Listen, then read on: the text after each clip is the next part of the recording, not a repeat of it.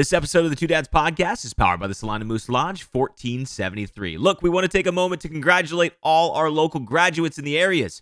It's a huge milestone and your community is cheering you on. But a very special thanks goes out to the Salina Moose Lodge 1473 and the Women of the Moose Chapter 388, who continue to invest in our local youth. This year, they awarded 14 scholarships, each worth $500 to graduating seniors. That's a total of $7,000 going directly to support education and future opportunities. If you want to be a part of something different, something special, something unique, join the Salina Moose Lodge today. Hello, and welcome to the Two Dads podcast. I'm your host, OG Pickle. Some people call me Mitch. To my left, Slick Willie. Hey, how are you, buddy? I'm doing well, buddy. How are you? I'm doing great. Had a good day at work today and had a productive weekend and ready to get back out in the mix. You know, before we jump into the mix, I've got something I just got to get off my chest real quick. Because today, I went out there and I was, I was taking excess oil back. Shout out to Frywise. They take all our excess oil. And I was taking out some trash, and I was getting things ready because we have some events this weekend. Obviously, by the time this airs, they'll be happening. We'll get into the operations update here shortly. But I went and took the truck, which is our work truck, our designated work truck. I drove it. I did all the stuff. I came back. I put the keys on the hook, and I started working. I started getting everything prepped and everything organized. And then Rich comes over, and he goes, "Hey, Mitch, there's only one set of keys over here." I said, I did some stuff. Like I went around. Maybe I put them somewhere else. He's like, "Well, we better find them because the propane key's on that one." So I'm like, "Oh my gosh, we won't even be able to get our propane key." So I go through the entire garage today. All right, I tear everything up, literally everything. I thought behind things, under fridges, I have ADD, and I can't tell you how many things that I misplace, often, frequently, always. That's me. That's what I do. Okay. So follow me here. I tear the garage apart. I go inside. I go, well, maybe I just took it inside one time. I go through all my coats, all my clean laundry, all my dirty laundry, all my spots, all my weird spots, and all my third spots that sometimes I set stuff and forget about, and nothing. So I give up. I come here, and then like 20 minutes after I get here, Tasha goes, "Oh, they were in my car." So that's how my day starts. I don't want to start the podcast listeners on a weak, angry note, but sometimes I come up here for therapy, buddy. Well, you did call and kind of mildly accuse me of doing. You're like, "Hey, when you borrowed the truck, I borrowed the work truck to go to Fort Wayne to pick up some cherries for my wife for like an hour and back." And he's like, "I knew exactly where to put them back." He's like, "You wouldn't be the guy to misplace these because you're so straight." And I'm like, "I put them on the hook in the garage, man. Like, I don't know where else they could be." He's like, "When did you have it? Was it before Portland?" I said, "It was way before Portland." He's like, "You're off the hook. It was after Portland." I'm like a detective. Like, The problem is when my ADD says, "No, you didn't do this." Like, when I'm free of it, then I've got 4 hours of energy that I've just pent up searching for them to the point where I'm vicious. I have to like slow myself down. But anyway, let's go back to the happy, positive notes. Let's go back to where we were. Bill, how was your weekend? Let's a little Zen me and you. It was good. Okay. Did a little world tour of guests and sponsorships and things like that. So Haley and I were going to go out to the movies, but the tickets are sold out for the movie we were going to go see. So The Accountant 2. So that was sold out. Did you see the first one? Yeah, we sucked. I thought it was all right. All right. Sucked. If it was so bad, I wouldn't have wanted to watch the second one. I think I wanted to watch the second one because the first one was so bad, I wondered how they got a sequel. Anyway, continue on with your world tour, buddy. So we didn't plan ahead far enough. We really didn't think we were going to go, and then tickets were sold out. So we dropped Riker off at her grandpa's, and on the way back from Anna, we stopped at Caddy's. So went to Caddy's, and then had this guy kind of in the corner of my eye at the bar kind of looking at me, and I'm like, "God, man, that guy's kind of like staring me down a little bit." He comes over, he's like, "Bill Ray?" I'm like, "Yeah, nice to meet you. Who are you?" And he said that I'm Spencer. I'm Mitch's cousin. Oh yeah. Okay, continue on. I got to. And I was just like, "Oh, all right, yeah, how you doing?" He talked about the podcast a little bit. He was wearing a Tennessee Volunteers baseball jersey. He was on like a bachelor party, so they all had jerseys on. And I respected the Tennessee baseball jersey. It's just one you don't see very often. Sure. I know they're good now, and they won the national championship and everything. So, and then you posted the picture of his screen grab. Well, here's the thing that happened too, because I was busy. I was in Findlay. We were doing some stuff, family stuff, basically. Just taking some time, and I'm trying more now than ever to back away from my phone. Like I feel like with content and the season rolling in and the truck, it's a nonstop battle where you could be on your phone for 8 hours a day if you wanted, because there's enough for us to put out. Like it's just. So anyway, I get this text message, and I don't see it right away. And I kind of just, you saw the message preview. Yeah. And he goes, "This looks kind of like Bill Ray." I said, oh, that's probably Slick funny. Willie, he said, not even Bill Ray. Slick Willie. He said, this looks like Slick Willie. Yeah. So I ignore it for like 30 minutes, blah, blah, blah. He tries calling. I didn't answer because I was doing stuff. But then I looked at the message finally. And I looked at the picture and I'm like, that is Slick Willie. Yeah. Like, out in the wild. So we did that. Caddies was good. And then beers were flowing. So we went. Hey, Caddies, if you're listening, we'd love to have you on the podcast. I think Lee would be great. Lee would be great. His wife would be great. Anybody from Caddies would be great. I just messaged her. And she goes by the Daily Planner, or the One Life Planner, I think I was. She did one of the first reels on TwoDads when we came to the city. I actually messaged her. You can go back and look because we share the Instagram together. TwoDads on 2 Instagram, right? Yeah. But at TwoDads Food, I said, look, I was awake late last night. Sometimes my brain doesn't shut off, and I'm thinking about new ideas for the business. And I was sitting there, and I thought of her because I think I saw a story. And not to transition too much of this, but I messaged her because I wanted to say thanks. When she came into town and she did that reel on TwoDads, she sort of unlocked something for me that was dormant. I was a little sad. I was coming back from just moving back to the area. I was trying to get the truck up. Obviously, I wasn't as happy as I could be or in the best mental state, just not even. I was just a little imbalanced.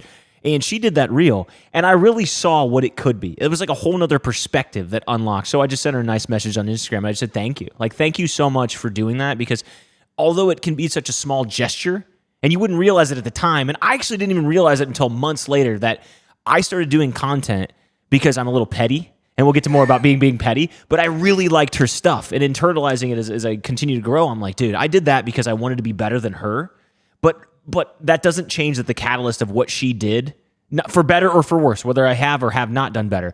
I'm saying that catalyst was such a huge push for me that it inspired me to do more. So I would really like to have her or Lee on the podcast. Yeah, either one. Caddies is a great place. If you haven't been out there, over in Minster/Bremen right there on 66, go check it out. And then we went to Brew Barn. Oh, yeah, we're not done with your world tour yet. Yeah, so we're still Brew Barn, we're trying to get Nick on here. We could just go Yeah. down the list at We'll this just point. go. So I'm out here scouting podcast guests. So maybe Nick will come on here. We don't Live know. on location, it's Bill Ray. And then Saw Crush was at the St. Mary's bar called Roots downtown there. So we were kind of bored and just bouncing around a little bit. And we stopped over there and watched. For those that are listening, we are in a garage in a giant truck. I don't know if you can hear the bass in your car. But they're building a house right across the street, so they got heavy equipment. But we saw Zach out there, so he saw me walk up and had a couple beers in my hand, and right away he's like, "We got Slick Willie in the house." And he shouted you out on the mic? He tried to get me up there to sing the song, and you didn't. And I'm like, "Hey, I'm just not prepared." We talked. I can't be the one holding all this content. We'll together. get on the stage with him, but we got to do a little practice round so we sound good. We can't go up there being buffoons. And then I ran into Logan's fiance from the Willow at Bayview. You really are doing this is getting unreal. This is right? getting unreal. Did you line them all up? His fiance is my cousin, and then we got the invite in the mail for their wedding in December. So I'm going to RSVP. I didn't get an invite, Logan. If Logan Smith is listening to this one, shout out to the Willow. We love everything about it. Big Fritz is my favorite order, but I will enjoy a Willow Whopper as well. That's weird. I didn't get one, Logan. Logan supplies us. USPS right now is slow, though, so maybe it's going to be there, and he'll drop it off in your mailbox. You got a plus one? Yeah, he comes with a plus one. So it's either you and Haley will play a game of darts. Winner gets to come to the wedding with me. We keep talking about this two dads not being gay together, and at the same time, you're starting to bring me to weddings as a plus one. I'm not saying there's anything wrong with it, but I am saying we might get some looks from the community. Sometimes you just get desperate. I'm your desperation pick. No, desperation is what we talked about earlier. Haley made us dinner tonight. It was great. She had some chicken rice and some cottage cheese topping on it. It was great. It's not cottage cheese. Yeah, it was. No, it's not. I just asked her before we started this podcast. She said it's like some street corn thing. Oh, same. Yeah, but it's made with cottage cheese. Street corn with cottage cheese, 100%. All right, I had to go to the store to get the cottage cheese. Okay, well, maybe she didn't use it because she said there's no cottage cheese in this. So you agree she can cook, right? It was good? It was very good. All right, hot take, Haley's hot take of the day. We go out on the lake, we go anywhere, she gets mozzarella sticks, she loves them. Okay, that's a fair appetizer pick, though. It's a number one thing pick to dip your mod sticks in, which is marinara, or even pizza sauce, I guess, if you really wanted to. Would you do ranch? I'd put it on the fringe. Okay, if I had nothing, I probably would, but my wife puts ketchup on her mod sticks. And the only explanation is that she doesn't like marinara sauce with them, and it comes from a tomato, and it's the same thing. So when I try to use logic, She likes the ketchup with the sugar. She likes the tomato with processed and sugary. Yes. So when I try, Deanna will love that. Our guest on here, by the way. Yeah. Let's just talk about all these poor Mott's dicks. terrible food choices. Well, she saw the chicken we made earlier, so it was good. That was She healthy. did. She gave us. But I asked Haley, would you make a pizza with ketchup? Because it's the same thing, and she doesn't like that argument. So I'm out here trying to use logic. If it's the same thing, then make a pizza with ketchup. I say that. I mean, I see the logic there. That makes sense. I can't get behind the ketchup in the monster. No, I make fun of Do it you every do any time. weird combos? So that kind of makes me think. Let's take our mind on a journey, listeners. As you're sitting here watching us on YouTube at TwoDads Pod, what's a weird combo that you can get behind though? Everyone's got their weird combo, right? Like everyone's sitting there is like, well, I've always done the, you know. I got one for you. Go for it. My family, I don't know if it was because they grew up poor or farmers or both at the same time. My grandparents always, when they would have spaghetti, they would make a peanut butter and jelly sandwich. Okay. So I grew up dipping my peanut butter and jellies in spaghetti. See, I think the jelly's a much. I had a guy I worked with, Romy Schwederman, who would make the best chili, and he would do peanut butter bread with it. Excuse me. So I mean, same kind of concept a little bit, but the jelly would throw me off a little bit. Yeah, it's a sweet and savory thing though. Like, but I don't get the sweet from the sugar and the ketchup. Okay, I'm done with the ketchup. She's in prison. She hails some weird cult. I'm over her. Give me one of yours. I don't do it very often. I've done it and I would do it. But sometimes you get on golf courses and they're out of ketchup or mustard or whatever. I would put like real mayonnaise on a hot dog probably. Not like a overly the top all the time. That just sounds like an artery clog. I mean, just give me the worst combo of meat. I mean, I would do it. Don't get it twisted. I go to like. Are you eating a plain hot dog or are you eating a hot dog with mayonnaise? I'm not doing a plain old wiener. All right. Okay. I mean, I would. Dude, I do it sometimes when I'm drunk at a ballpark and I'm just like, whatever. I just need to get some fuel and something in my body. I'm down. A plain old wiener is not usually my number one pick. Get a couple drinks in me though. Maybe I'll go for a plain old wiener. Oh, all right. Well, we have the health and nutrition part, and I know you mentioned, and sometimes Mitch does this throughout the week. He's like, "Hey, remind me to talk about this on the podcast." I'm like, "Well, just tell me now." He's like, "No, I'll tell you on the podcast." Oh, you had health and nutrition. You bought some vitamins or supplements from some guy. Yeah, I was okay. So hear me out. All right, I'm gonna take you on a journey. Okay, Mitch is all over the place today. I'm a couple cocktails deep. Okay. And I am just going through Instagram, and my ADD. One of my unlocks is I love to shop.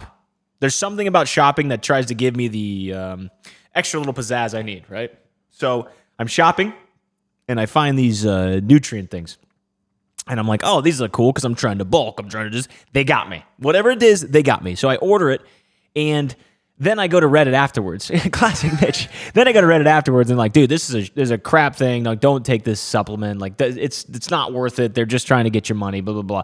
So this was within like a 10-minute span. Like this was a buyer's remorse, and I called back and I messaged him on an email. I said, hey, I don't want this. I ordered it. I shouldn't have ordered it. And then they don't answer. And like 2 hours later, like, it's shipped. And I was like, are you kidding me? So I emailed them back. Now follow me with this. I emailed them back. How much was it? It's like $65. Like supplements aren't USD? cheap.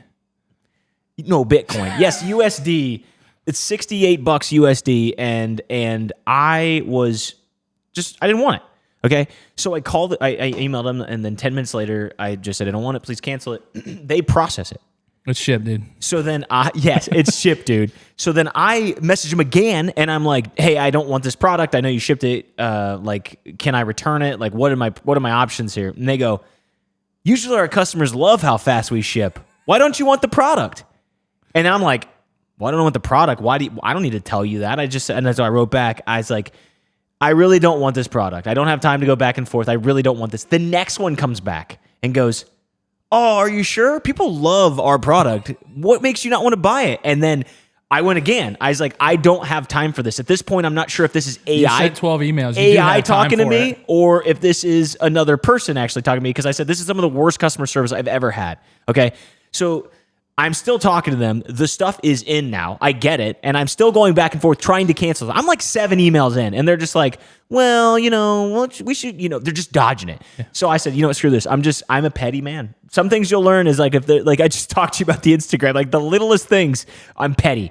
So I messaged them and I'm like, nope, I'm just going to take it up with the bank. I'm just going to cancel. I'm just going to go to the bank. Fraud. Yeah, basically. And I was like, I'll tell them the truth that you did it too fast, and I have all the chain of emails. And then they were finally like, no, don't go to the bank. I still went to the bank because heck you guys. And then in the middle of it all, they came back and said we'd give you a full refund. Because right before that, they're like, yeah, we can give you an in-store credit. I'm like, just give me my money back. So anyway, that's a long-winded way of saying I'm a petty man, and I hate supplements. I won't be. So I hate all nutrition company, actually. Gyms. Supplement company. If you're looking, we're looking for a supplement sponsor for the podcast. Oh, but speaking of petty, okay. While I'm doing this, okay, I'm going to transition to one story because I got a question for you. While I'm doing this, okay, I am. I usually put a movie on in the middle of the night, or I'll have something on just because of stimulation. Who knows? Maybe that will help me sleep if I didn't have something on. But we're not working on. If you had the right supplements, you could sleep better. Yeah, this gets. We're gonna get. We already have too many packages to unbox. That we have very much gifts. I don't very much appreciate the community. We have too much to do. But I was watching Angels in the Outfield. You remember that movie? Yeah. Okay. Yeah. Exactly. They get the moon. They get the angels. And it could happen, Roger. It could happen, right? Go home, run home. All right, but hear me out.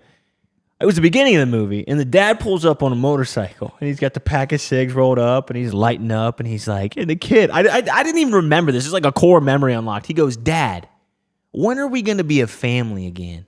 And the dad goes, when the Angels, the worst team in baseball, wins a pennant. So, like, dude, when the Browns win a Super Bowl. Guys. Dude, it got me thinking to ask you this when we got on the podcast. What is you got a movie that comes to mind that's like a messed up movie?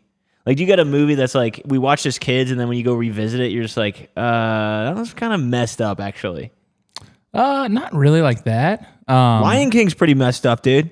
Yeah, see, I guess when I look back Fox at it, and the Hound? I'm not thinking of the subliminal messages that kind of... That's not subliminal. His dad got trampled to death, and the kid laid under him. Like, Dad, it's pretty direct, dude. I don't know if it's subliminal. No, but I had an instant flashback of, like, my favorite movie as a child, and it's out there, but it was a Disney movie. It was Johnny Tsunami. Oh, wow. Like the surfing movie. And I just always remember that line that he always says. He's like, hey, Poro, never write a check your tush can't cash. Like, it's just ingrained. Ryan Vanderhorst, if you're listening to this, I know you know that line too. We talk about it all the time. Well, I would say my second one, I thought it was... I can't top that impression. It was quite incredible, actually. I didn't know you had that in you, and I'm very proud of you. I've been practicing. I could. Did you just get on the mic while I'm not here? Just Riker and I go back and forth. That makes sense. I do the same thing. Actually, at home, I just sit. You know me. It's like batting Brave cages. Little Toaster's pretty messed up. There's some pretty messed up stuff in Brave Little Toaster, but we'll... I don't know. Toy Story's kind of messed up too. Karate Kid's messed up. The whole concept of Karate Kid, he's like, they're all like Cobra Kai. They're the worst. The kid's messing with him the whole time. If you go back, there's Don't this YouTube... sweep the leg. Yeah, there's a YouTube video. If you go watch it, Karate Kid, if he was actually framed as the bad guy, it's hilarious, dude. We should see if we can clip some of it in this podcast or not. But let's go back to operations. Let's keep things on the rails. We appreciate you catching up from our weekday updates and our little petty talk from me. Tell me about weekend operations. What's going on? Yeah, so you guys are going to hear this after our events, but we are going to kind of highlight where we're at. This week we are going to, or the past weekend, we're going to wrap up going to Second Crossing Brewing up in Rockford. That'll be the first time we go up there. So Rich has been all over Second I know, Crossing. he's been wanting to go to Rockford. So we're getting up there, Richie boy. We listened. My buddy Josh Fisher, his fiance, I believe, works it up there, so she scheduled us. They want to schedule us for multiple events. I said, let's see how this one goes, and we can always schedule later in the year. And then on Sunday, we're going to the Color Run over there on St. John's Road by, I always call it by the church where... That's what I call it too. Yeah, over there by the church. We'll be over there somewhere by one of the outhouses by the baseball fields, I think. So we'll get set up there. And then Tuesday, when you guys hear this on Tuesday at 5 a.m., when you're listening, at lunchtime, you drive to Minster, go to the Minster Bank there, and we're going to be there from 11 to 2. We're going to be slinging some chicken during the day, getting the NIDAC people, the Dannon people. A bunch of people where I work said, like, oh, I'm going. Like, they're just going to leave work. Wow. We get an hour lunch, so they're just going to head out there, go get TwoDads chicken. I said, I have a meeting from 11 to 1, so I won't be there. But we got someone coming back. We got Big Mike. Where's my thing? Where's my stuff? No, that's not. That's pretty. There we go. I got it right. You know, we're still messing with the buttons. Yeah, my dad's stepping in. Big Mike's coming back to the truck, and he's pretty pumped. Yeah. He he tapped out a little late last year. The fair kind of took it out of the old man. Love him to death, but yeah, he was done with TwoDads as far as he cared. That truck could have burned to the ground and he wouldn't have cared. He would have. What are we doing next? You know what I mean? So Big Mike's coming back to the truck. If you've wanted to see my dad, you enjoyed him on the podcast, you just want to razz me a little bit, he'll actually be working the front of house. He can do sandwiches, but if you listen, he doesn't like condiments. Yeah. That's not just to ingest. You have to hear me now. That's not just ingestion. That is being around it. The smell, the feel. Like really? He has sensory overload for mayonnaise. What's the fridge look like? Nothing. There's Oreos. There's just beers Pepsi, inside and no, inside not, he fridge. doesn't even drink. He's psychotic. He doesn't even drink. There's Oreos. Milk. There's always milk. You always had a glass of milk at dinner. Oreos. Not in the fridge, though. So in the fridge would be bologna or some kind of like deli meat in one of the drawers. Pepsi, definitely a bunch of Pepsis. Cheese, more cheese, leftovers, eggs, maybe. And that's my dad's fridge. He lives like a college bachelor. I was just going to say, it sounds like me when I was 19. Or a 14-year-old. Yeah, exactly. Even younger. I think my kids, if they went to the store, would stock it with... If I said Izzy and you took Riker and we said, go fill stuff in the fridge, they would probably have a more fulfilled fridge with more nutritional balance and stuff in there. And then the sweet spot for dad is he's going to have your Oreos in there. You know, he's going to have his chips. He's going to have all the beautifully processed foods from our favorite non-sponsors. So with that, does he fry the bologna or does he eat a cold meat sandwich bologna? He'd take a half a slice of bread. He'll take one slice of bread and roll it. You know what I mean? Like psychopath. The dude, did I not have you at the condiment thing? Because right now, anyway, we're really thankful for his help in the truck. Can't wait to have Mike for helping us out because I have to work. But then when you guys hear this, so we'll be there on Tuesday. But then that weekend we're down on the 10th. But the following weekend, the 16th and 17th, is Boardwalk Boat and Bike Show. Big deal. And you swindled me last year. We came out there, I had the chicken, and then AJ Mass swindled me into a boat. So I bought a boat and a chicken Ours was sandwich last well, year. now you're more invested in a boat. At least the boat you can park for a little bit of time. It's got a little bit of maintenance, but relatively speaking, you're constantly working on this one. No, we're excited. We're very thankful for the Boardwalk to bring us back. Obviously, it's our hometown. It's our home base for all of last year. I'm just really excited. I'm nervous. The boys are back in town. The boys we'll play some music. Yeah. I'm always nervous, even with like Minster, and you talk about some of these operations updates. We strung together 3 of them in a row. I don't know anything about Rockford and how they're going to respond. I don't know what our reach is there.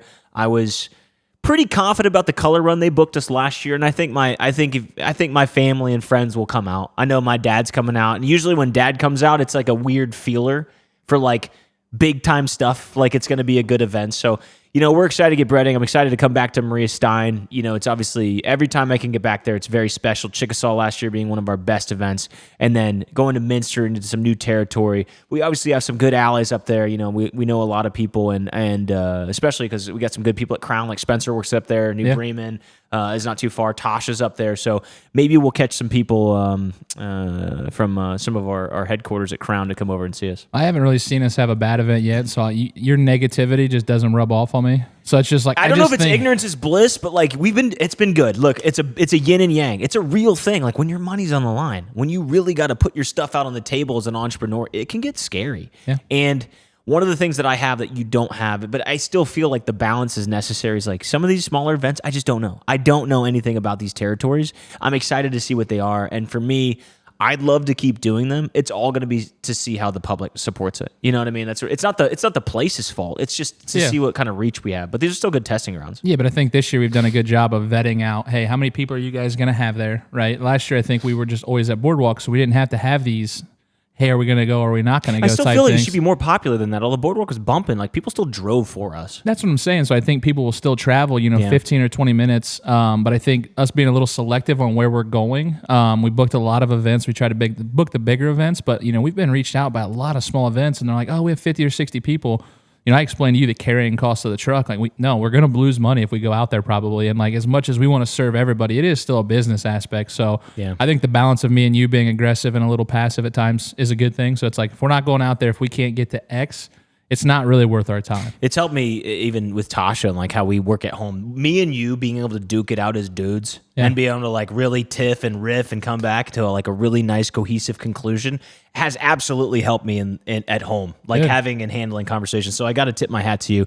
It's worse for me because I just go and yell at Haley now. I just pass it. You'll get there. Year 2, you see it's refinement. I used to do that year 1 myself. But one thing we wanted to do though, we wanted you to add a tech side to this. That's what you're good at. I'm good at operations. So you brought up this thing with the passwords. I'm mildly familiar with because where I work. A couple things I want to bring up before the passwords though, but to respond to that, I think there's this tech side of the truck that it's now time to sort of like embrace. It's now time to say to the community. If for those that don't know, I professionally stream. I'm a professional streamer, professional gamer, whatever you want to call it. Like I don't play in the leagues or so to speak, but I've got a pretty good following online on Twitch. And if you guys don't know what that is, that's Amazon's live streaming service. Just like you can go live on Instagram, Amazon's got their own. So we've got a very big following that has been hollering because last year we used to record everything. Like all the trucks were live streamed. They love seeing the human interaction, the listening, the sounds, the sizzle, the ASMR, like everything. So they're begging for it to come back. So one side of the tech update is this. We are bringing back live streams soon. So if you can't participate with the truck, I think this weekend we're going to start the live streams. If not, it'll be at Boardwalk Boat and Bike Show. We'll definitely start the live streams. You can follow us. We'll put some links out there. You can obviously check it out yourselves. But it's really cool. It's another angle that if you can't get out of the truck, you can still participate in that way.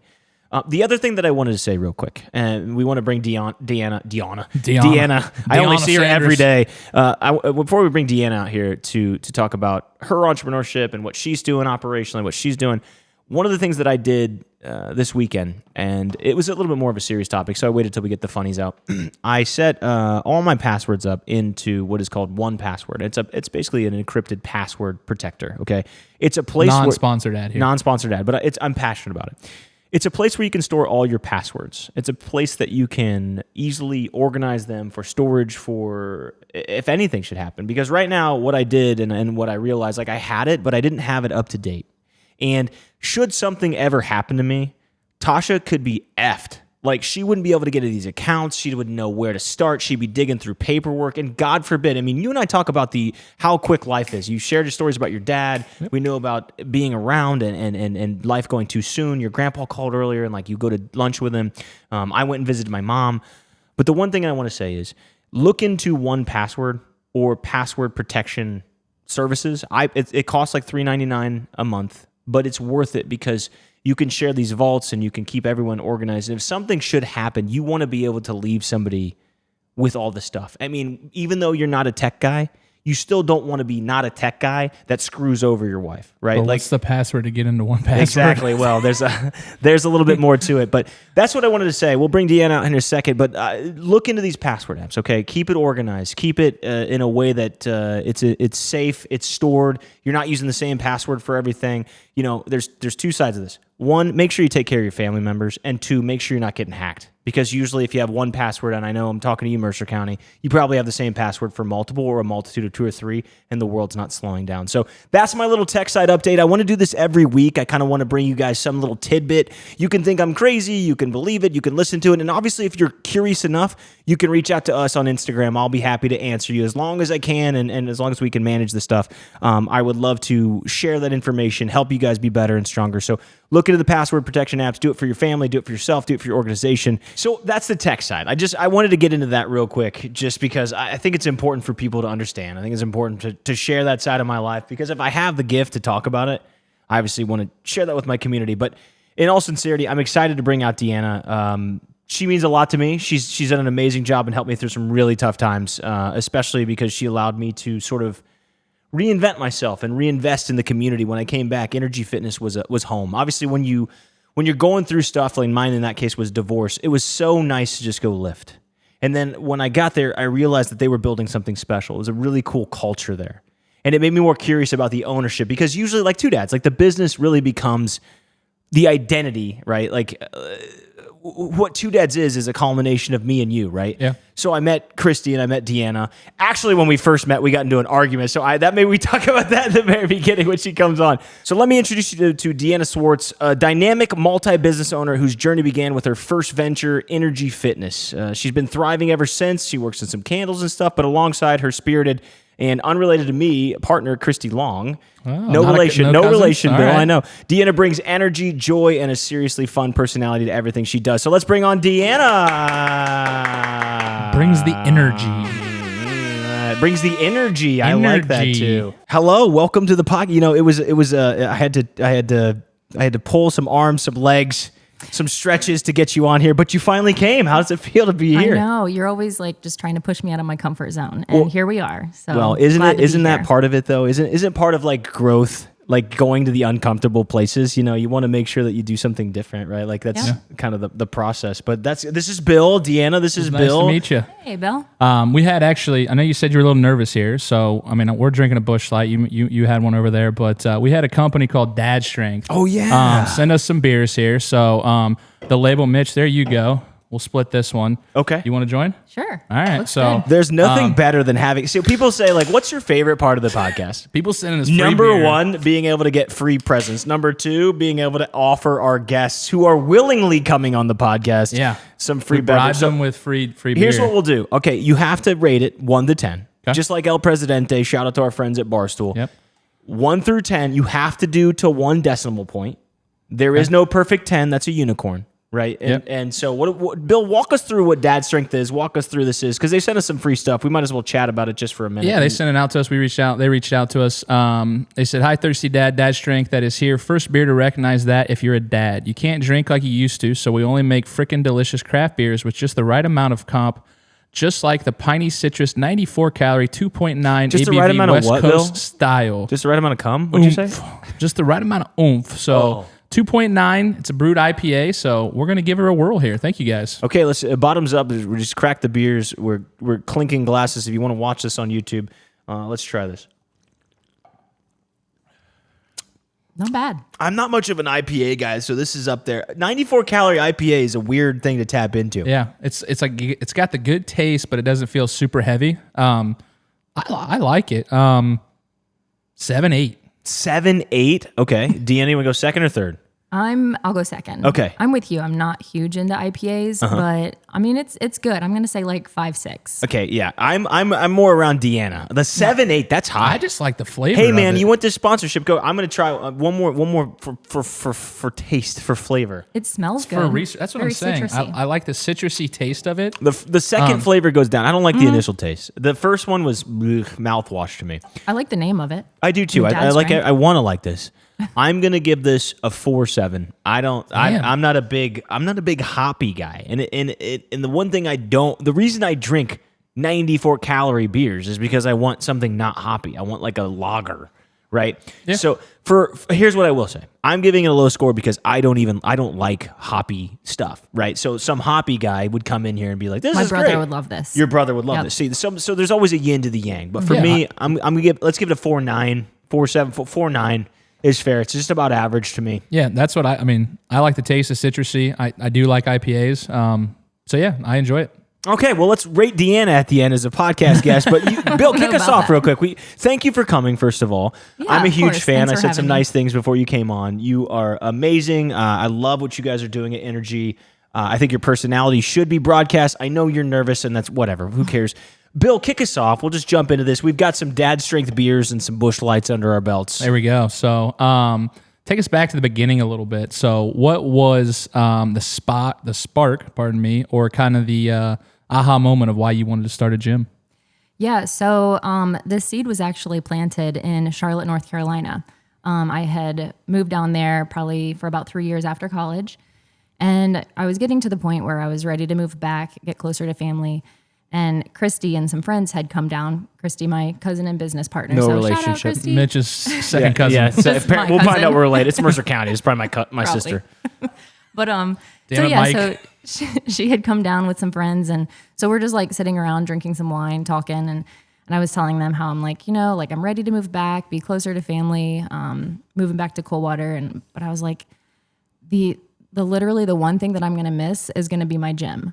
So I was like, I'm gonna miss that place. And so Christy, with her entrepreneurial spirit, she goes, well, Dee, whenever you move back, we'll just open a gym. And I That was sounds like, just like Christy. For those, I don't interrupt too much, but that was like spot on. And I'm like, yeah, that's a great idea, but like didn't actually think it was going to happen. So I know you guys are big into manifesting, right? So you're going to like this. So couple years later down the road, I'm getting my hair done in cold water, and my hairdresser's sister comes in and she's like, hey, didn't you and Christy want to open a gym?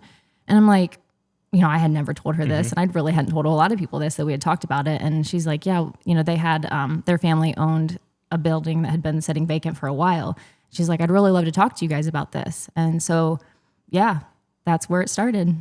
That was the nucleus of it all. Just like Christy was pushing you to do something. And where did you, talk to me. I'm more of the psychological side of this thing. I like to dig into people's brains while they're here.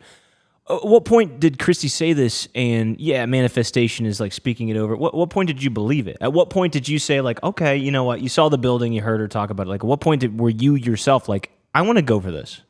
Probably at that point, like sitting in that chair getting my hair done, where I was like, well, that was really weird, because I really wasn't. I majored in accounting and finance, and I loved that gym. I loved fitness, but I was working actually at Minster Bank. Okay, yeah, I was working at Minster Bank. Full circle, baby. See you guys on Tuesday from 11 to 2. Nice segue. So anyway, then and there, I was just like, wow, that was really weird. So I called Christy and I'm like, this was a really weird conversation, and we should talk about this. And so we did. We started, back and forth, and what are we going to do, and went from there. Do you believe in like divine intervention? Do you believe that, like, are you a religious person? Like, do you believe that this was placed on you? Like, do you feel like a little bit like sometimes you can call it coincidence. Some people will call it irony, and then a lot of people will call it just, speculative. But for me, the more I realize, like, putting myself in a good position, like, these things happen with the energy you put in. And so my question to you is like, did you feel like, people come to us with a lot of good ideas, and some better than others. But like, was there a point where you were like, this was just too weird that I feel like compelled to chase it? Yeah, absolutely. Christy and I are both definitely Christians, and we believe in that kind of stuff. Like, just somebody's up there watching over us. And so definitely. That's cool. Yeah.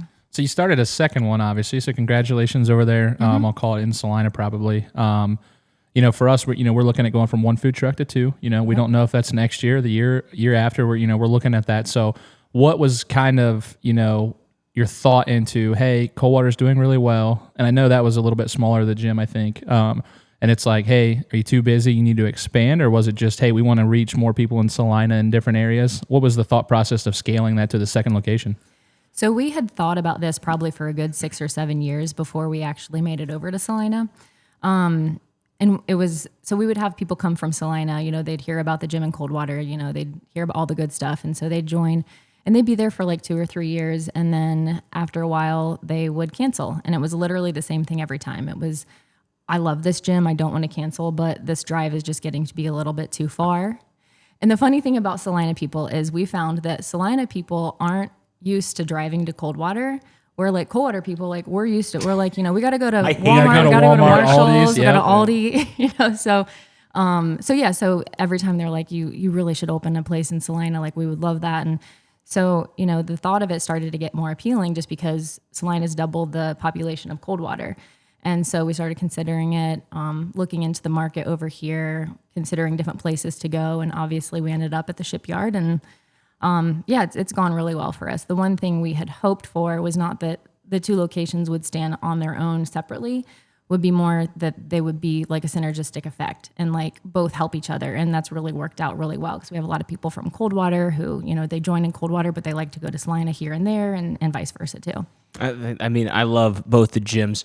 Talk to me a little bit about, all right, so your first one, you jump into business. I don't want to move to Salina too fast because it's like your success story. It's year 2. I'm really curious about year 1.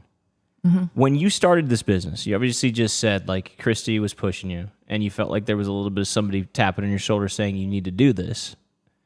What did you learn in year 1? Like if there's a listener right now, and maybe it's a female who's even curious about growing a business, what did you learn year 1 that gave you the confidence for year 2? Was it just accounting? Was it just like, hey, I got the numbers to work? Did you learn anything about culture? Like, what can you give some feedback about maybe even the difficulties of year 1 or the fears? So obviously the fear is, failure. 81%, actually just Googled this. Christy Googled it for me today. 81% of gyms close within the first year. Wow. And most gyms actually only have a lifespan of 8 to 10 years. So, there was fear of failure, but I know you're from Coldwater, your kids go to Coldwater, right? So you spend some time in Coldwater. Yeah. So opening our first gym in Coldwater, if you're ever there on a nice day, like there are people walking, riding their bikes, running, like, so there's not a soul inside.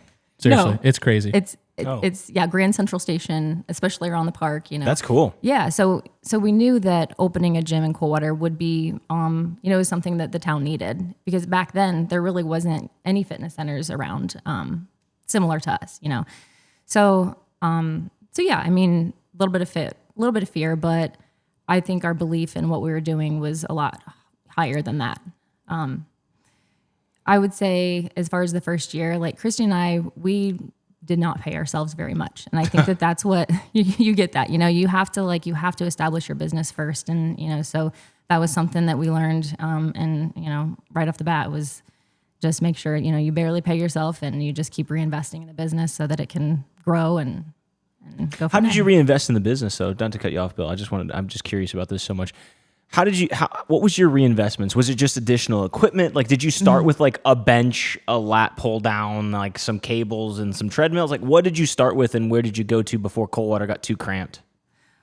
So we were at our first location, we were there for 3 years. And then we really wanted to bring on like a group fitness aspect, bring on classes, just because that gives a little bit more of like a personal atmosphere to the gym. It's not just equipment. You have a relationship with your instructor and with all the people that you're at the classes with. So we actually wanted to grow from there. So we had built the current building that we're in Coldwater 3 years after that.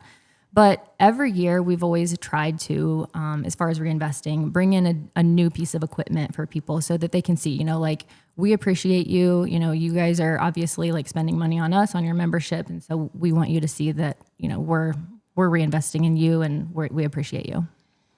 So as I'm a huge advocate of female business owners in any sort. Has there been any challenges being a female? I mean, you're both females in the industry. So, I mean, I know the fitness industry is, it's very balanced, but I would say the idea is, men maybe in the gym more than women. I think that's changed a lot over probably the last 5 to 10 years, probably. So were there any challenges being a woman or anything like that? And, as your success as a woman, has that inspired anybody else that to kind of, push them to go do their thing? I would say in the fitness business, yeah, it's definitely at least half, maybe a little bit more men. So it was like, obviously you have 2 women. So it's like, these guys are like, what do these chicks know about, lifting and that kind of stuff from the very beginning. So what we definitely did from the very beginning is listen to our male members, like just ask them in communication, like, what do you guys think of this? And, is there a piece of equipment that you guys would like? And, so we just really dialed into, obviously we know what the women want, like we've tried every single trend, Zumba, all the good stuff that the women like. But for the men, it was like, hey, what do you guys want on the floor? Obviously, Jason Lip, our trainer, has been a huge asset to that too. So just always like asking the guys, that we're close with, hey, what do you guys think? So I think the big thing there is, I mean, I'm in operations and management, but I have 150 employees on the floor. So the best way for me to get the best results out of them is to talk to them. Hey, what equipment do you want? What tools do you guys need? What's a headache for you guys? So I think taking that approach and listening to the consumers is always going to maximize your thing. I know we've R&D'd some items and tried them out, and it's like, hey, was it a hit? No, okay, let's shelf that. Or people, hey, they want us to stream again, right? They want us to stream. Like, we'll go out and we're going to stream on the truck. So your consumers are the ones that prop up the business. So if you're not listening to them and you think you know more than them or what they want, I think that's where people probably fail. Yeah, I think one of the questions that came to mind as you said that too, not even from the feedback from current members, but I'm wondering, like, if somebody's sitting back here listening, and they're sitting here, it's the middle of the year, beginning of the year, and they want to start a gym. They want to join a gym, right? Are there any like misconceptions that you hear? Like, what would you say to somebody who's sitting in a car right now, listening to TwoDads podcast, and they're interested in a gym? They're in a potential buying mode where they're like, look, I'm unhappy with this, or I just want to improve this, or this podcast is so inspiring, I can't wait to go to Innergy Fitness. What would you tell them? Like, what are the misconceptions that people come to a gym and you teach them, or what can you instill in somebody who's like, what would you say to somebody who wants to come to your gym? Like, what would you say that you would hang your hat on, or what shouldn't they worry about, or some of the fears that they may be having? Yeah. So a lot of people are afraid that when they go to the gym, people are going to be watching them and, focusing on what they're doing. And it's like, that is absolutely not true. Everybody in the gym is there for themselves. Most people are there, they have 45 minutes or 60 minutes and they got to be out of there. So gyms in general are super positive places to be. Everybody's there for mostly the same reasons, just trying to better themselves. And, is just generally a happy, positive place to be. Like I always say, like, I'm not serving ice cream. Like I don't get that many smiles, but like generally when people are coming in, like they're smiling, they're happy to be there. I think it's when you leave is the smile. I really do. Like I feel like when you go to the gym and you get done and like you feel so good at the end. Like for me, you get out of the sauna, right? And you just, you wipe the sweat off, you kind of recollect yourself, drink a little water, and you're like, all right, like I did great today. And that kind of gives you that energy to kind of, you're tired, you're sore, but that gives you the energy like, I'm a checklist guy. So I got it done. Now I can go and do whatever I want to do, or if something else I may have wanted to do. Because sometimes it's a chore. Yeah, you don't want to do it every day, but even in the days you don't want to do it, you get in there, you do it anyways, and then you feel good after that. And you achieve something good, and like you said, for the rest of the day, then you're like, okay, I got that off my list. I achieved that, and now I can go on.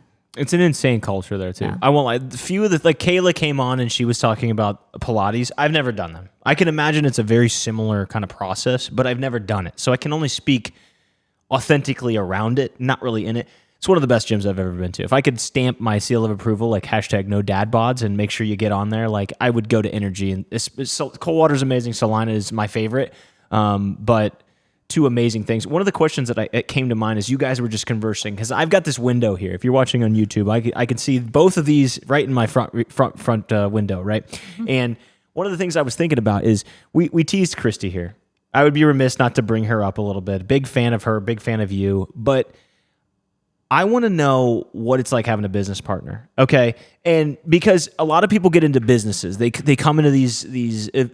I went into TwoDads thinking I needed to have two people, and I still agree that you should having a business partner to lean on for me is what I need. Some people will say I go solo. Some people say I don't need anybody else. Great. For me, I think it's always great to have a partner, especially if like Bill complements all of my gaps, right?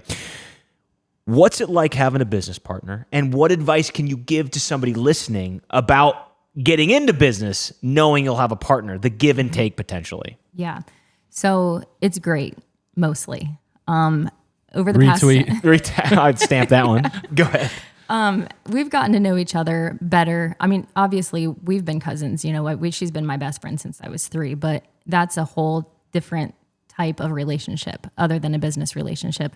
So, early on, we definitely, like you said, like you guys were talking earlier, like, you hash it out.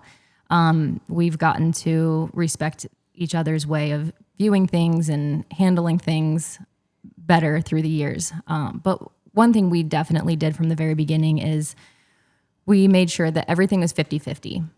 We made sure that all of the hours that we put into the gym, obviously, like we each have our own strengths and, different things that we do in the gym, but we try to make sure that it's 50-50 so that one person can't come back and be like, hey, I'm not happy with the way that you're doing, what you're doing. Or setting the expectation is tough. Like, go ahead. I didn't want to take it. So you were mentioning that, there's trade-offs, making sure that everything's 50-50. Maybe tell us why. Like, what's the other side of it?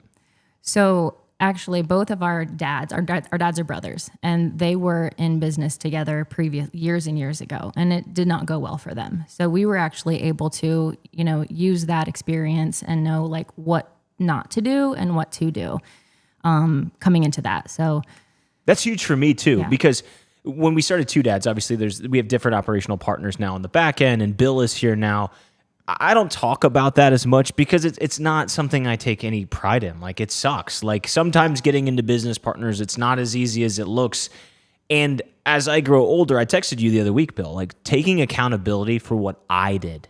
I don't look at anybody else's resume anymore, but I'm getting stronger at saying, I didn't set a clear expectation. I didn't say things need to be 50-50. I didn't do this, and I wasn't like shouting at the top of the mountains that this is my expectation.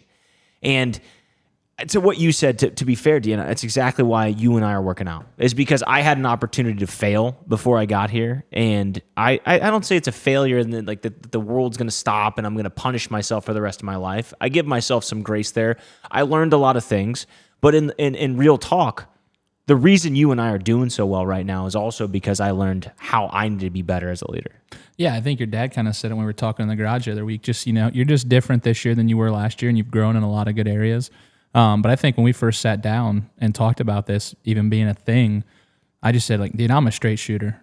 I'm not going to lie to you. I'm going to tell you the truth. You're not going to want to hear it all the time, but it's going to be real. It's going to be genuine. Because if not, we're going to be tiptoeing around each other's feelings, and it's not going to work, and then you're going to blow up, or I'm going to blow up, and it's going to be that. You said it yesterday. I want you to figure out the breading scenario. For the next 2 weeks, I want to put all your energy in that. Got it.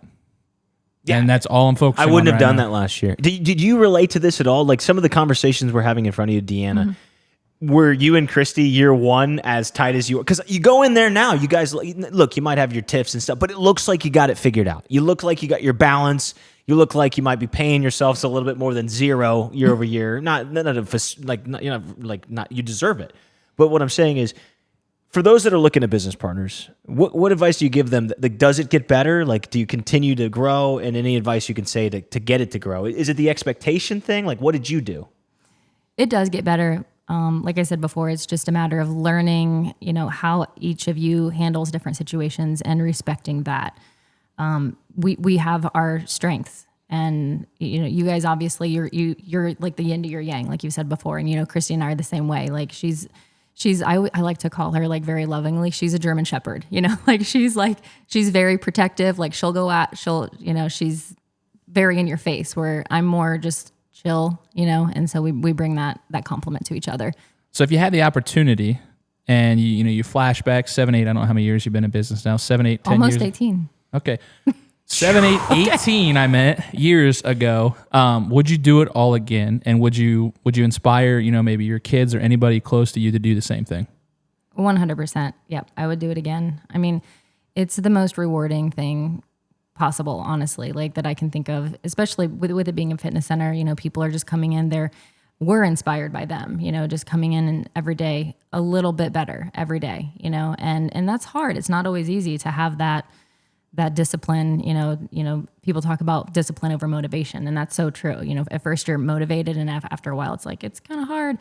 So you gotta really work on the discipline. And so we really appreciate the people who are disciplined in that way, and they're just there to better not just their fitness but their life in general. Okay, so one of the things I wanted to ask through all this, you just shared some amazing stuff, and it gets me thinking. Okay, you've been in business for 18 years. Okay, so decent amount of time. You've seen a lot of stuff. What's it like managing culture with fitness? Because obviously in year one, you're seeing people of a certain stature, certain fitness, but there also has been this development of tech happening over the most recent years, right? Dating up to now TikTok influencers and social media stars, and that's the world I come from. So I'm really curious to see, what have you seen that's different from year one, right, to year now?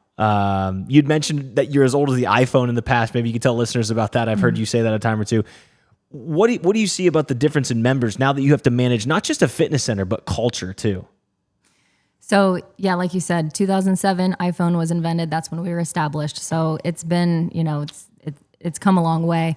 I also remember my aunt from California. She was part of the marketing department of a child's clothing department, or a child's clothing store. And she came and she was visiting, and she's like, hey, check out, did you know about Facebook business pages? So that was like in 2008. So like I said, we, started from the very beginning, and here we are with, as far as, like you said, Snapchat and Instagram and stories and all of that. And I mean, it definitely drives culture. I love it because it gets people can see the inside of the gym who might not know much about a gym in general or Innergy Fitness, and they can see, what we're all doing in there. So do you feel like it's a turn on or a turn off? Like, if you're watching it and you constantly see these booty models or some of these six-pack guys that are just really flexing the objectification of just like their bodies, right? Mm-hmm. Do you feel like it helps promote the gym, or do you feel like it makes the gym an unrealistic expectation? That's it's a tough question. Honestly. I know. I just genuinely wanted your gut reaction. I question that a lot, where it's like, we have some really good booty models, and sometimes you're like, dang, like I want to post all of that. But sometimes it's like, are you going to be pushing away people who might not be as confident in their body? But I mean, it's where we pretty much repost about everything that people tag us in, and it's working out. I mean, I think that people see that, like, hey, you know, they're in there, they're doing good things, and you know, and generally our culture in the gym is really positive. So then, you know, they go with it. If you need an overweight model to go in there to help all the other people that don't have that confidence, I'll go in there. I'll post all day long. Yeah. I think it does speak to that though. You know, I've been heavier for most of my life. I have zero issues in the gym. I've just noticed people in there, like, I appreciate, I guess from my side, I appreciate some of those guys. I don't look at the girls, say that, I promise. I only look at the guys. So they got some melons, bro. I'll tell you what, it's hard to avoid sometimes with what they're wearing. But I don't even care. Tasha says the same thing. She'll tell me she looks too. I mean, they got some rounds in there. And there's some yoga pants that, like, there's some good technology. They Speaking of cheating. technology, yoga I think they're pants. cheating, or lack thereof. They make my flat butt look like a big old bread. But no, I just see some of those guys develop over the time, you know, just the stature and the size. And it's like, those guys, damn, like I saw him a year ago. Look at him now, you know? So it's like, it's to me, it's inspiring because it shows kind of everybody can do it. I'm not saying it's easy and not everybody has it in them, but everybody can do it. And I think the other good thing that you guys have going for you there at Shipyard is my father-in-law, we went to watch Riker play flag football. So he walks through that upstairs window and is able to look down in there. So like if that window wasn't there, no, I'm not saying nobody, but there wouldn't be as many people that knew it was there. So he's like, oh, that gym is nice. And I'm like, yeah, that's where actually Jack and I go out there and we lift and stuff like that. So I think that could open up a lot of doors as well. Just to let you know, I flex back at them. Like when people are looking You're at me like back at them like people are flexing at you. Well, true. Well, they look at you like an animal exhibit at times, and then sometimes I'm just like, me. I do poses back at them, and You're they like don't the know monkey what to putting on the show. They don't know what to do. They just keep walking. Deanna, they don't know what like I'll see them, they see me, and it's socially acceptable for them to look at me like I'm in some kind of aquarium. And then when the fish comes back and I start doing stuff at them, they're like, "Oh God, he sees us!" Like you're not in the front. They scatter. They scatter so fast. My question though, just to follow up real quick, because Bill's brought up great points about being inclusive and giving confidence to your members. You brought up how you post. How has things changed for Instagram? Because when I came to town, just to give people a little bit of context, one of the things that we worked on directly together, and one of the reasons I wanted to bring you on the show was just to talk about growth in social media. Back in the day, gyms sort of sold themselves in a way, right? Like you had the intention to do that. It's almost like a proving ground now too, where you have to show not just the gym, but what's your gym's culture, and not just in the gym's culture, what's your culture through social media. Has that been a challenge for you at all? Have you? I mean, I think you're doing a great job, but at year one, when I met you to year now, you're destroying. You're on a podcast. It was like, I couldn't even imagine the first year asking you to do this. Is that number one podcast in Mercer County? Exactly. Well said. And has that been a transition for you guys too? Yeah, for sure. I mean, like I said from the very beginning, you're always trying to push my limits, and I feel like we've come a long way with that. What was the unlock though? Like you've come a long way, and for people listening, like what stopped you in the past? To come a long way, you have to plant your feet somewhere. Like what was it? What was it like? Whether someone's listening and they want to come to the gym, or they want to be a fitness influencer or whatever, like what stopped you from wanting to post the content? Was it time, or was it just fear, or was you scared how people would react? Because that's what I see most of the time. I would say time. As a business owner, you've got your hands in literally everything. So it's making the time and realizing how important that is to spend your time on. But just getting more comfortable. I didn't really grow up like we didn't do a whole lot of pictures. Like literally, like my parents didn't take a whole lot of pictures and videos and stuff. So I'm not really the type that has ever been like in front of the camera. So that's just something I've had. Well, Bill, you spoke to it too about getting more comfortable in front of camera. You said that's a transition you had to do this year. What do you think about it too? Like, what's the unlock? I also grew up with not taking pictures in our family. I think I have like 4 pictures with me, my brother, and my dad, like of all existence of 18 years. So I just think it's the vulnerability of putting yourself out there one time. So like for me, I told you the first episode. After I watched that first episode and we just got good reviews, I was like, good. And then I was like, I've never really cared what people thought about me. Like, I want people to like me. I want them to respect me. But, like, if you don't like me, you don't like me. I don't think I'm doing anything bad in life that I'm not good with internally. So I think the unlock was just putting it out there. Like, put yourself out there, do it. And then it's like, oh, no one get in your DM. Dare I say this? Whether it's social media or going to the gym, growth and change requires you to put yourself out there. Whether you're coming on a podcast, whether you're doing social media more and getting in front of camera, or whether you're doing this podcast that I don't know what I'm doing. I make it up as I go every week, people. I'm not even kidding. Like, we are flying by the seat of our 2 a.m. pants while I'm watching Angels in the outfield and wondering if I should fight with this supplement company more or not. So that's where we're at in life. But in anything great, it takes a little bit of patience. It takes a little bit of grace, humility, knowing that change will happen, and most importantly, putting yourself out there. So, Deanna, I know you brought something here. Before we get to my game show, it's my patented game show. I do it every week, and everyone, I think they love it. The feedback's been good. Deanna's brought us something here, chat. If you're listening on Spotify, we'll describe it to you. If you're watching on YouTube at TwoDads Pod, you can check it out live right now. Deanna, go ahead, show us.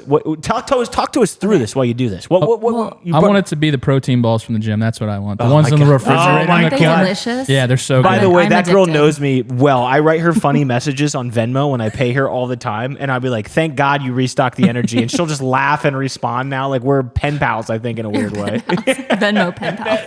Ven pals. Pen pals. Yes. Bookmark it. Done. I'm emailing Venmo right now. Well, okay, so no protein balls, but I think you're gonna like this. So I know you guys. First of all, we're talking about. I think it was on the live podcast last week at the Moose. How you guys like shirts? Mm-hmm. Okay, so I mean, I just listened to that yesterday. So this was actually before I ordered these. Before I even listened to this, but so you know how we call ourselves the best damn gym, very humbly. Oh, I love that. Yeah. Hold on. She's got herself. Right Nice. now. The best damn gym. Hold it up for the kid. Chicken. Best damn chicken. Yes. Oh Best my damn God. chicken. She's flexing us, not So her. this is yours. Bill, I'm throwing one Bill, on. I have one for you. I'm throwing one on right now. Perfect. There you Thank go. you very much. I tried my damn best to chicken. get And like these are your cozy, branding too. These are colors. I comfy. know. They're Bella canvas. She spared no expense for the material, and I'm coming from merch here, Bill. I think we got to get her a hey, Look how are you tight shirt that looks now. on your chest. Look at you. Yes, I just benched a little bit in front of Deanna Yeah. today. I I called her didn't see you out. on the Positive. bench press competition. Dude, I could probably. Put yourself out there, Mitch. Get You know what? I uncomfortable. gotta Come grow on. a little bit, you guys. Ochi Pickle, who doesn't put himself out there enough. You know, that's neither true. It looks good on you. I did see a bunch of I like those. it. Some of them girls were doing 40 or 50 reps. 56. Yeah, that was that wild. was our winner. Was 56.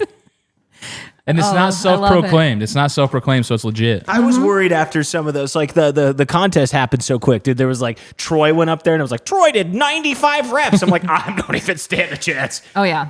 We Yeah. should hide their reps next time. Like, do them at the end. Like, let the people I try. have Should one be more like, thing. There should be like my entry gosh. levels as well. Please, Bill. Bill, so I'm a hat guy. He's a hat you're guy. a hat guy, and so I got you an Innergy Fitness hat. I did not bring one for Mitch because we can't mess with that hair. No, I know. That's a people, good you point. know. That is Try a it 2 or on. 3 show promo because that's what I usually like to do. And then the Richardson 112s are great hats. This is just an Looks incredible. great. We're good to go. I love Wow. it. Yeah, love Thank it. you. Thank You're you, Deanna. welcome. And I have a gift for you, actually. We've got a Two Dads shirt in the car. But this is a chance to be on the patented game show. Are you interested in being on the OG Pickle game show today? Of course. Okay. Welcome to the game show. I'm just using this. This is not the end We of the podcast. gotta get a good game show We'll find a intro. game show. I just thought of this on the fly. Here we go. Welcome to the Two Dads game show. Bill, you'll be playing alongside Deanna. Are you interested in playing as well? Yeah. Okay, we've got both your consent, which means legally, and we're good and covered. Okay, this is called Barbell or Bullcrap, okay? Okay. Is it a real fitness fact or a total gym bro baloney? Barbell or bullcrap. All right. I'm going to hit you guys with 2 outrageous, hilarious, and just plain weird facts about fitness. Gym trends, diets, workout stuff, and even a little gym bro folklore. Your job is simple. Tell me if it's barbell, which means it's true, or bullcrap, which I think you guys know what that means, false, okay? So whoever gets the most right wins a very prestigious prize. It is a half-melted protein bar I found in the glove box. And bragging rights. Okay, let's not overthink it. Are you guys both ready to go? You guys feeling good? Ready. Born ready. Okay. You can answer, you don't have to decide a race. I'm just going to go through them, but answer as you see fit, okay? You burn more calories sleeping than you do watching TV. Barbell or bullcrap? Barbell. Barbell. Barbell. That's true. You burn more calories maintaining viral functions during sleep than when you're vegging out watching Netflix. The treadmill was originally invented as a punishment device for prisoners. Barbell or bullcrap? Barbell. Barbell. In the 1800s, inmates walked giant treadmills to grind that is grain. kinda torturous. It was a literal hard time. On 5 incline. All right, here we go. Crunches were invented by accident when a guy sneezed while doing a sit-up. Is that barbell or bullcrap? Bullcrap. Bullcrap. It's bullcrap. That's a lot of bullcrap. It's funny to picture, but it's not true, we think. Excuse me. There's a gym in California that powers its lights using energy from people working out. Barbell or Bullcrap? I hope Barbell. that's Barbell. That'd be cool. That's Barbell. Let's go. Green gyms are real and pedal your way to savings.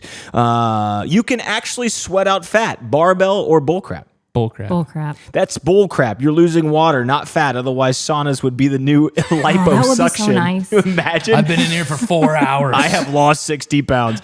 All right. No, the Shake Weight commercial won a fitness Emmy. Barbell or Bullcrap? Barbell. It's bullcrap. Sorry, Bill. Sadly, no gold statue for the jiggle dumbbell. Arnold Schwarzenegger used to drink raw eggs in a beer smoothie before every workout. Barbell or bullcrap? Bullcrap because I'm the going beer. with Bullcrap. Yeah, I can't imagine. Barbell. Yes. What? Disgusting. Yep. Legendary. Yes. Both of them at the same Ew. time.